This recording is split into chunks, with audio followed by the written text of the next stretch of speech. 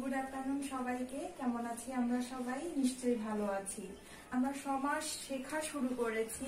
এর আগে ক্লাসে আমরা দেখেছিলাম তৎপুরুষ সমাস, এবং তৎপুরুষ সমাসে পড়ার আগে আমি তোমাদেরকে বলেছিলাম যে দ্বিতীয়া থেকে সপ্তমী পর্যন্ত যে বিভক্তি চিহ্নগুলো আছে সেগুলো মুখস্থ করার জন্য, এবং আমি তোমাদেরকে দ্বিতীয়া তৎপুরুষ সমাস থেকে সপ্তমী তৎপুরুষ সমাস পর্যন্ত কিছু উদাহরণ দেখিয়েছিলাম।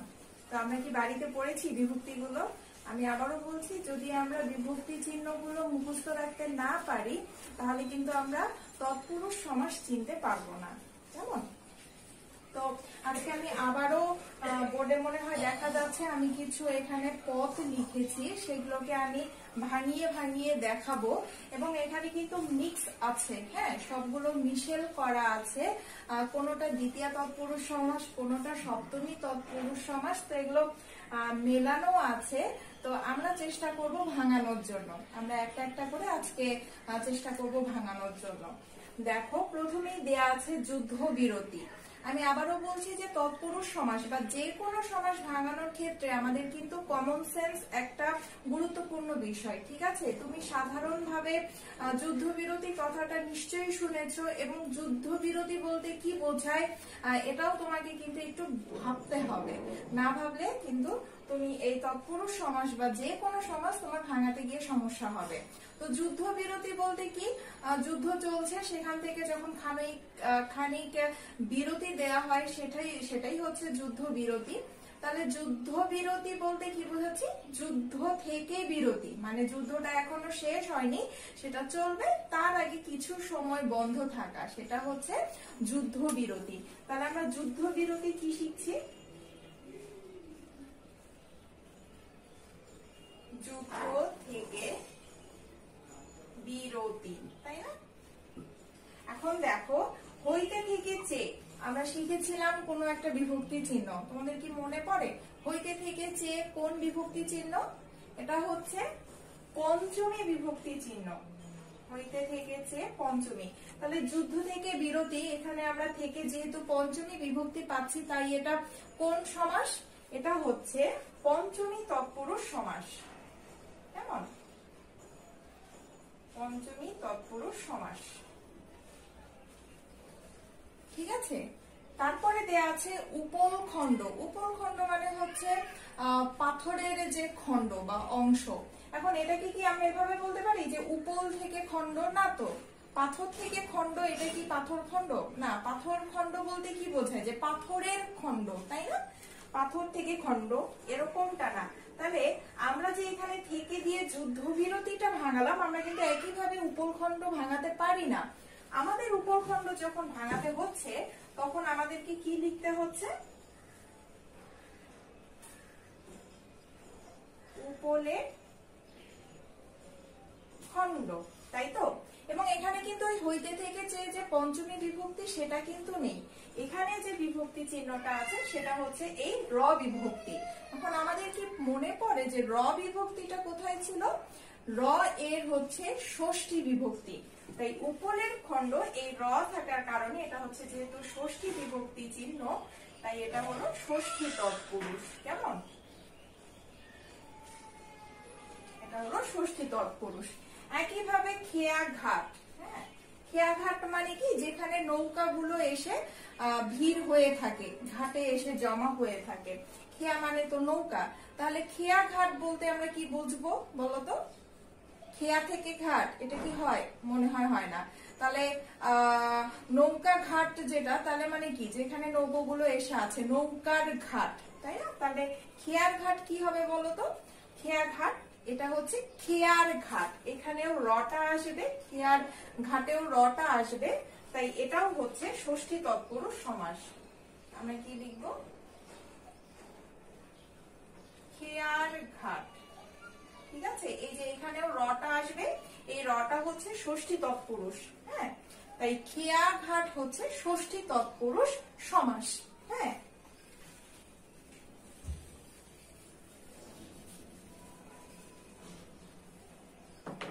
তারপরে দেখো আমরা লিখেছি নবীন বরণ। এটা খুব ইজি, তোমরাও এককালে নবীন ছিলে। আমরা যখনই নবীন বরণ কথাটা বলি, সেটা যখন ক্লাসে এসে ঘোষণা দেই, তখন আমরা কি বলি বলতো? নবীনদের বরণ করার জন্য আমরা একটা অনুষ্ঠান করতে যাচ্ছি, নবীন বরণ। তো এখানেই উত্তরটা দেয়া আছে, নবীন বরণ যেটা, সেটা হচ্ছে কি নবীনদের বরণ। এখানেও র আছে, এটাও হচ্ছে ষষ্ঠী তৎপুরুষ সমাস। তারপরে দেখো দেয়া আছে রাজনীতি। রাজনীতি যারা তোমরা মানবিকের ছাত্রছাত্রী, এটা রাজনীতির সাথে তোমরা যথেষ্টভাবে পরিচিত। এবং রাজনীতি বলতে কি বোঝায় বলতো? রাজনীতি মানে হচ্ছে রাজার নীতি। এখানেও র আছে, তাই এটাও হলো ষষ্ঠী তৎপুরুষ সমাস। তারপরে দেখো আমাদের দেয়া হচ্ছে রাজপথ। এখন রাজপথ আমরা কি লিখবো? রাজার পথ, ব্যাপারটা কি এরকম? পথ তো সবারই জন্য, পথে কি শুধুমাত্র একা রাজা হাঁটে? রাজা বাদেও তো সেখানে সাধারণ মানুষও হাঁটে, তাই না? তাহলে রাজার পথ কথাটা কি ঠিক আছে? আমরা কি এটা বলতে পারি? এটা মনে হয় ঠিক একটা মানানসই হচ্ছে না। কিন্তু আমরা যদি বলি পথের রাজা, হ্যাঁ, রাজপথ মানে কি? পথের রাজা। অনেকগুলো ছোট ছোট অলিগলি পথ থাকে, তারপর একটা বড় সড়ক থাকে, আমরা বলি না মহাসড়ক। মহাসড়কের আরেক নাম আমরা দিতে পারি হচ্ছে রাজপথ। তাহলে রাজপথ কি রাজার পথ না, পথের রাজা। এটা আমরা মাথায় রাখবো, এটা আমাদের উল্টো হয়ে যায়। তাই কি পথের রাজা। এবং একইভাবে যেহেতু র বিভক্তি আছে, তাই এটা ষষ্ঠী তৎপুরুষ সমাস। একইভাবে দেখো দেয়া আছে রাজহংস। রাজহংস মানে কি? রাজার হংস মানে রাজার হাঁস। আমি এটা লিখবো যে রাজার হংস। কেন হংস শুধুমাত্র রাজারই থাকবে কেন? আমাদের হংস থাকতে পারে না, আমাদের হাঁস থাকতে পারে না? সাধারণ মানুষ হাঁস পোষে না? হাঁস পোষে তো। কিন্তু আমরা যদি এই যে পথের রাজার মতো করে এটা উল্টা ভাবে চিন্তা করি, যে হংসের রাজা, অনেক তো ছোট ছোট হাঁস টাস থাকে, এবং তাদের মধ্যে যে বড় জন, তাকে যদি আমরা রাজা বলি, তাহলে এটা কি হবে? রাজহংস। তাহলে এটাও আমাদের কি হয়ে যাবে বলতো? হংসের রাজা। এবং যেহেতু এখানে র আছে, তাই এটা হচ্ছে কি ষষ্ঠী তৎপুরুষ সমাস। হ্যাঁ, তাহলে আমরা দুটো নতুন জিনিস শিখলাম। কি কি সেগুলো? সেগুলো হচ্ছে রাজপথ, রাজার পথ না, পথের রাজা। এবং রাজহংস, রাজার হংস না, হংসের রাজা। কেমন? এবং এগুলো অবশ্যই ষষ্ঠী তৎপুরুষ সমাসের উদাহরণ।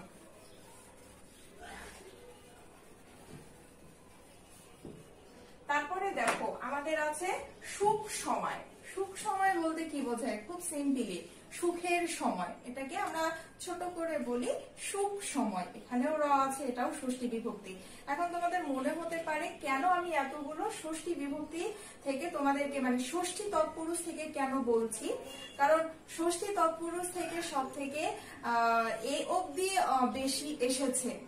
হ্যাঁ, ষষ্ঠী তৎপুরুষে অনেকগুলো বোর্ডের প্রশ্ন, যে সেখানে আমরা অনেকগুলো, এবং এগুলো কিন্তু সবগুলোই কোনো না কোনো বোর্ডের প্রশ্নে এসেছে, সেখান থেকে আমি এখানে তোমাদের তুলে দিয়েছি। তাই এখানে দেখো যতগুলো বলছি, এখানে সবগুলোই কিন্তু ষষ্ঠী তৎপুরুষ সমাসের উদাহরণ। তারপরে আছে কি অকাল পক্ষ। অকাল পক্ষ মানে যে কি, যে মানে সময়ের আগেই পেকে যাওয়া। হ্যাঁ, এখন অকাল পক্ষ আমরা যদি এটাকে ভাঙাই, সেটা হচ্ছে অকালে পক্ষ।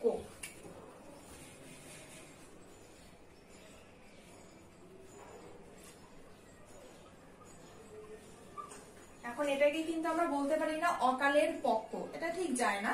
এখানে হচ্ছে যেটা হবে সেটা হলো অকালে পক্ষ। এখন যেহেতু এখানে এ বিভক্তি আছে, এ বিভক্তি কোথায় থাকে বলতো? হ্যাঁ, এটা হচ্ছে সপ্তমী তৎপুরুষ সমাস। এ হচ্ছে এ অতে সপ্তমী তৎপুরুষ। সলিল সমাধি। সলিল মানে জল, এটা মনে রাখবে। সলিল সমাধি মানে জলে মরে যাওয়া, বা সমাধি মানে মরে যাওয়া। সলিল সমাধি হচ্ছে সলিলের সমাধি, সলিলের না, জলের মৃত্যু হয় না। সলিল সমাধি মানে যে জলে পড়ে মারা যায় এমন কিছু। তাহলে সলিল মানে হচ্ছে জল, আমরা মনে রাখবো সলিলের সমাধি। এবং এখানেও আমাদের এ আছে, তাই এটাও হলো সপ্তমী তৎপুরুষ সমাসের উদাহরণ। অকালে পক্ষ সপ্তমী তৎপুরুষ, সলিলে সমাধি সপ্তমী তৎপুরুষ।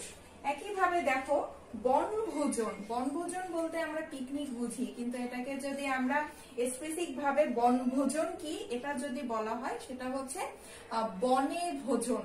বনে গিয়ে যে ভোজনটা সেটাই হচ্ছে বনভোজন।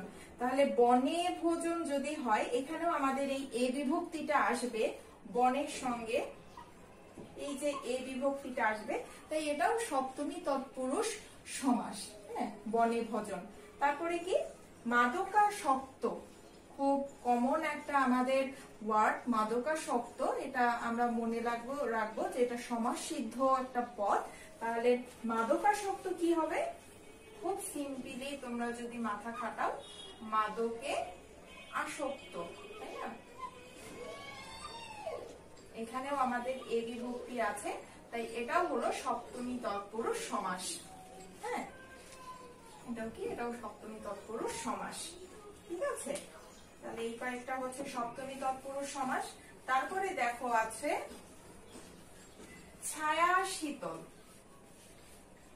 ছায়া শীতল হচ্ছে যেই জায়গাটা ছায়া দিয়ে ঠান্ডা থাকে সেটাই হলো ছায়া শীতল। তাহলে কি হবে? ছায়া দ্বারা শীতল। ছায়া শীতল কি হবে? ছায়া দ্বারা শীতল। এবং এখানে যেহেতু দ্বারা আছে, দ্বারা দিয়া কর্তৃক হলো তৃতীয়া বিভক্তি, তাই এটা হলো তৃতীয়া তৎপুরুষ সমাস, ছায়া দ্বারা শীতল। হ্যাঁ, তারপরে দেখো আছে গুরু ভক্তি। গুরু ভক্তি মানে কি? গুরুকে ভক্তি। হ্যাঁ, কে আছে? কে রে হচ্ছে দ্বিতীয়া তৎপুরুষ সমাস। তারপরে আমাদের আছে পুষ্প সৌরভ এবং পুষ্পাঞ্জলি। দুটোই পুষ্প দিয়ে, কিন্তু দুটোর অর্থ বোধহয় এক না। পুষ্প সৌরভ মানে ফুলের গন্ধ, আর পুষ্পাঞ্জলি হচ্ছে যেটা ফুল দিয়ে অঞ্জলি দেয়া হয়। এখানেই দেখো, যখন আমি বলছি পুষ্প সৌরভ হচ্ছে ফুলের গন্ধ, রয়ের একটা ব্যাপার আছে, আর পুষ্পাঞ্জলি হচ্ছে ফুল দিয়ে অঞ্জলি, এখানে দিয়ে কথাটা আছে। তাহলে আমরা যদি এটাকে এটার মতো করেই ভাঙাই, পুষ্প সৌরভ হলো পুষ্পের সৌরভ, ফুলের গন্ধ, পুষ্পের র আছে, তাই এটা ষষ্ঠী বিভক্তি। আর আছে পুষ্পাঞ্জলি। পুষ্পাঞ্জলিটা কি হবে? পুষ্প দিয়ে অঞ্জলি। হ্যাঁ, পুষ্প দিয়ে অঞ্জলি, যেটা দ্বারা দিয়া কর্তৃক কি তৃতীয়া তৎপুরুষ সমাস। একটা হলো ষষ্ঠী তৎপুরুষ সমাস, একটা হলো তৃতীয়া তৎপুরুষ সমাস। তারপরে দেখো শিশু সাহিত্য। শিশু সাহিত্য মানে কি? শিশুদের জন্য সাহিত্য। এখন এখানে যেহেতু জন্য কথাটা আছে, আগের ক্লাসেই আমি বলেছিলাম জন্য হলো চতুর্থী বিভক্তির কাজ করে। হ্যাঁ, তাই শিশু সাহিত্য যদি বলি এবং সেখানে আমি যদি জন্য দিয়ে ভাঙাই, তখন এটা চতুর্থী তৎপুরুষ সমাস হবে। তাহলে কি? শিশু সাহিত্য হচ্ছে শিশুদের জন্য সাহিত্য, চতুর্থী তৎপুরুষ সমাস। বিজ্ঞান সম্মত। বিজ্ঞান সম্মত বলতে কি বুঝায় বলতো? কোন একটা ঘটনা যেটা বিজ্ঞান মাফিক চিন্তা ভাবনা করে বের হয়েছে এবং এটা একটা বিজ্ঞান সম্মত ব্যাপার হয়ে দাঁড়িয়েছে। তাহলে কি? বিজ্ঞান সম্মত হচ্ছে বিজ্ঞান দ্বারা সম্মত, দ্বারা দিয়া কর্তৃক তৃতীয়া তৎপুরুষ সমাস। হ্যাঁ, তারপরে দেখো তীর্থযাত্রা। তীর্থযাত্রা মানে কি? তীর্থযাত্রা হচ্ছে তীর্থের জন্য যাত্রা, এবং একইভাবে এখানে জন্য কথাটা আছে, আমি লিখে দিই এটা, তীর্থের জন্য যাত্রা। একইভাবে হজ যাত্রা যদি আমি বলি, হজের জন্য যাত্রা। এবং এটাতে র অপেক্ষা যেহেতু জন্য কথাটাকে আমরা ইম্পর্টেন্ট দিচ্ছি, তাই এটা হলো চতুর্থী তৎপুরুষ সমাস। চতুর্থী তৎপুরুষ সমাস। হ্যাঁ, তারপরে হচ্ছে বিয়ে পাগল। বলে না ছেলেটা বিয়ে পাগল হয়ে গিয়েছে, মানে কি? বিয়ের জন্য পাগল। হ্যাঁ, এখানেও যেহেতু জন্য কথাটাকেই প্রাধান্য দেওয়া হয়, তাই ওটাও হলো চতুর্থী তৎপুরুষ সমাস। তারপরে আছে দেশ পলাতক। বলে না আসামিটা দেশ পলাতক হয়ে আছে। দেশ পলাতক বলতে কি? দেশ থেকে পালিয়ে যাওয়া। তাহলে দেশ পলাতক হলো দেশ থেকে পালাতক বা পলাতক। পলাতক হচ্ছে কি থেকে, হইতে থেকে চেয়ে হলো পঞ্চমী তৎপুরুষ সমাস। তাই দেশ পলাতক, দেশ থেকে পলাতক, পঞ্চমী তৎপুরুষ সমাস। তারপরে কি দেয়া আছে, আম কুড়ানো। মামার বাড়িতে গিয়ে আম কুড়ানোর একটা ব্যাপার ঘটেই যায়। হ্যাঁ, তাহলে আম কুড়ানো মানে কি, আমকে কুড়ানো। কে রে হচ্ছে ষষ্ঠী তৎপুরুষ সমাস, সরি আমকে কে হলো দ্বিতীয় তৎপুরুষ সমাস। কেমন? তারপরে হচ্ছে ঘি ভাজা, ঘি দ্বারা ভাজা। ঘি ভাজা যদি লুচি বলি, ঘি ভাজা যদি আলু বলি, তাহলে কি হবে, ঘি দ্বারা ভাজা। ঘি দ্বারা আলু ভাজা, ঘি দ্বারা বেগুন ভাজা, তাহলে ঘি ভাজা হচ্ছে ঘি দ্বারা ভাজা। দ্বারা দিয়ে হলো তৃতীয় তৎপুরুষ সমাস। তারপরে দিয়ে আছে লাস্ট ওয়ান, বই পড়া। বই পড়া হচ্ছে কি, তোমাকে যদি বলা হয় তুমি বই পড়ো, এটাকে আমরা কিভাবে ব্যাস বাক্য করব, বইকে পড়া। কেমন? বইকে পড়া হচ্ছে দ্বিতীয় তৎপুরুষ সমাস। এই হচ্ছে মোটামুটি সবগুলো সমাস। আমি তোমাদেরকে আরেকবার বোঝানোর জন্য এখানে অনেকগুলো পদ ভাঙিয়ে দিলাম, যেন তোমাদের বুঝতে অসুবিধা না হয়। আমরা এখানে আলোচনা করলাম দ্বিতীয়া থেকে সপ্তমী পর্যন্ত। হ্যাঁ, এখন আমরা যেটা করব, এই দ্বিতীয়া থেকে সপ্তমী বাদেও আমাদের আরো কিছু সমাস আছে এবং যেখান থেকে আমাদের প্রশ্ন কিন্তু আসে, এবং একটা দুটো না, প্রতি পরীক্ষাতেই আমরা দেখেছি যে এখান থেকে ভালোই প্রশ্ন আসে। তো এরকম একটা হচ্ছে যেটা এই দ্বিতীয়া থেকে সপ্তমী তৎপুরুষের বাইরেও সব থেকে যে তৎপুরুষ সমাসটা থেকে বেশি প্রশ্ন আসে, সেটা হচ্ছে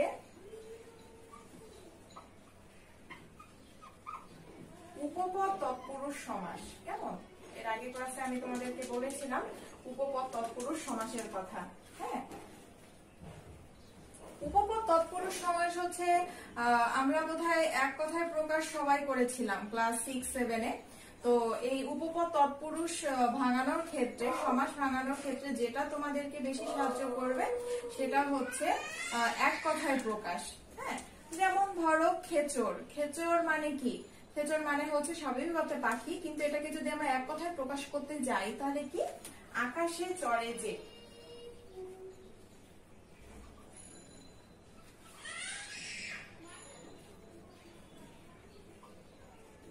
আমরা কি বলছি, খেচর। হ্যাঁ, এখন যদি তোমার পরীক্ষায় খেচর আসে, তাহলে তোমাকে এটা ভাঙাতে হবে এভাবে, আকাশে চড়ে যে খেচর, এবং এটা অবশ্যই হচ্ছে উপপদ তৎপুরুষ সমাস।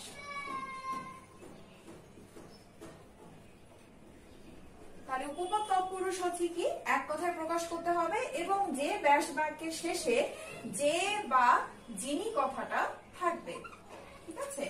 যেমন ধরো উপপদ তৎপুরুষের কত উদাহরণ হচ্ছে, যেমন জাদুকর, পকেট মার, বাজিকর, তারপরে ইন্দ্রজিৎ, এগুলো হচ্ছে উপপদ তৎপুরুষ সমাসের উদাহরণ। এখন একটা যদি তুমি এখানে তোমার মাথায় আছে যে এটাকে এক কথায় প্রকাশের মতো ভাঙাতে হবে এবং শেষে আমাকে যে বা যিনি দিতে হবে। এখন ধরো তোমার লেখা আছে পকেট মার। হ্যাঁ, তাহলে পকেট মার কি লিখবো আমি, পকেট মারে যে। পকেট মারে যে, এটা কি হবে, পকেট মার। ঠিক আছে?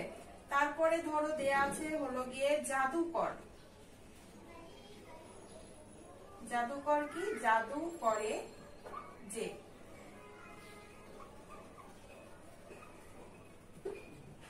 জাদুকর। তারপরে দেওয়া আছে ধরো গৃহস্থ। গৃহে থাকে যে, গৃহস্থ। এর আগের ক্লাসে তোমাদের মনে আছে কিনা, আমি তোমাদের শিখেছিলাম গৃহকর্তা। গৃহকর্তার গৃহস্থ কিন্তু আলাদা, যদিও মিনিং একটা সময় গিয়ে একই হয়ে যাচ্ছে, কিন্তু এটা ভাঙানোর পদ্ধতি কিন্তু আলাদা। গৃহকর্তা হচ্ছে গৃহের কর্তা, ষষ্ঠী তৎপুরুষ, আর গৃহস্থ হচ্ছে গৃহে থাকে যে। হ্যাঁ, সেটা হচ্ছে তোমার কি, উপপদ তৎপুরুষ সমাস। কেমন? তারপরে হচ্ছে আমরা বলবো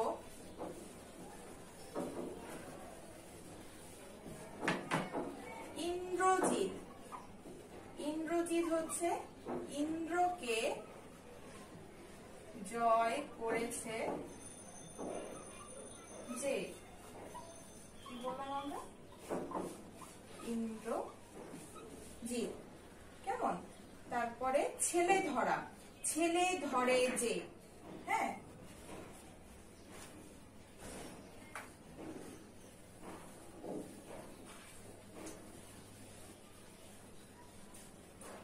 তারপরে এখান থেকে আর যেটা আসে পঙ্কজ। পঙ্কজ মানে কিন্তু পদ্ম ফুল, কিন্তু পদ্ম ফুলের আরেক নাম হলো পঙ্কজ, এবং যেটা কাদায় জন্মায়। পঙ্ক মানে হচ্ছে কাদা, তাহলে পঙ্কজ হচ্ছে পঙ্কে জন্মে যা। বস্তুর ক্ষেত্রে আমাদের যা কথাটা আসবে এবং ব্যক্তির ক্ষেত্রে আমাদের যে কথাটা আসবে। পঙ্কজ তাহলে কি? পঙ্কজ হচ্ছে গিয়ে পঙ্কে জন্মে যা। তারপরে আমাদের এখানে আছে প্রিয়ংবদা। প্রিয়ংবদা মানে হচ্ছে মিষ্টভাষী কোনো মেয়েকে মূলত প্রিয়ংবদা বলা হয়। প্রিয় কথা বলে যে, তাকে আমরা প্রিয়ংবদা বলি। তাই প্রিয়ংবদা হচ্ছে প্রিয় কথা বলে যে। কি বললাম আমরা এটাকে? প্রিয়ংবদা। তারপরে ধরো হচ্ছে ক্ষীণজীবী, ক্ষীণভাবে বাঁচে যে, ক্ষীণজীবী। তারপরে আমাদের এখানে আরো আছে, আমাদের আরো যেটা আছে মধুকর, মধু করে যে। তারপরে হলো সত্যবাদী। আমরা সত্যবাদী সবাই জানি। সত্যবাদী কি? সত্য কথা বলে যে। কেমন? এটাকে আমরা বলছি সত্যবাদী। এই হচ্ছে কয়েকটা উপপদ তৎপুরুষের উদাহরণ আমি তোমাদেরকে বলছি, যেটা সচরাচর আমাদের পরীক্ষায় এসে থাকে। তোমরা আরো বইয়ে পাবে, এবং এগুলো যখন তোমরা পড়তে যাবে তখনই বুঝবে। মাথায় রাখবে এটা হচ্ছে এক কথায় প্রকাশের মতো, এবং যেটা যে ব্যাস বাক্যে হচ্ছে আমাদের শেষে গিয়ে যে, যিনি বা যা কথাটা থাকে সেটাকেই আমরা কি বলবো? উপপদ তৎপুরুষ সমাস বলবো। তো আমাদের আজকে এই অবধি থাকবে, যেহেতু এটা নতুন উপপদ তৎপুরুষ এবং পরীক্ষায় আমাদের খুব আসে, তাই এটা আমাদের প্র্যাকটিস করতে হবে। তো তোমাদের বাড়ির পড়া থাকছে দ্বিতীয় তৎপুরুষ সমাস থেকে উপপদ তৎপুরুষ সমাস পর্যন্ত আবারও প্র্যাকটিস করা। যেহেতু এটা আমরা নতুন শিখছি, আমরা বারে বারে ভুলে যাব, তাই বারে বারে মনে করার জন্য আমাদের অন্যতম উপায় হচ্ছে এগুলোকে বরাবরের জন্য প্র্যাকটিস করা, বারবার প্র্যাকটিস করা। কেমন?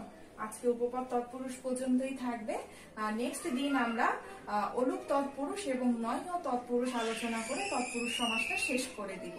হ্যাঁ, তো সেই অবধি তোমরা তৎপুরুষ সমাসগুলো ভালো করে বোঝার চেষ্টা করো। দেখো বইয়ে কিভাবে লেখা আছে, দেয়া আছে, বোর্ডের প্রশ্ন গিয়ে দেখো কিরকম ভাবে সমাস ভাঙাতে হয়, কত ধরনের সমাস থাকে।